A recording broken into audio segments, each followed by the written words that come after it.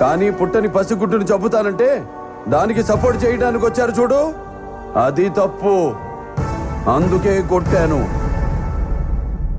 నిన్ను కనడానికి అమ్మ కావాలి, నిన్ను కొనడానికి భార్య కావాలి, నిన్ను నడిపించడానికి అక్క కావాలి, తిరగడానికి గర్ల్ ఫ్రెండ్ కావాలి. కానీ కడుపున పుట్టడానికి మాత్రం కూతురొద్దు. ఏ వీడితో చేయి కాపురం?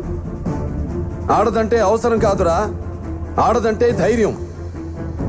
Even God must be born from mothers womb.